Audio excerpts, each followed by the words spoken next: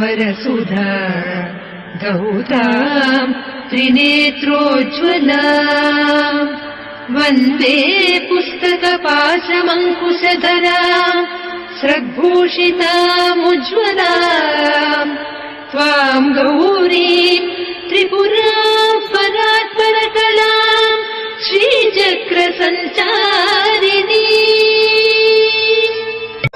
ॐ ऐं ह्रीं श्रीं ऐं क्लीं सौः।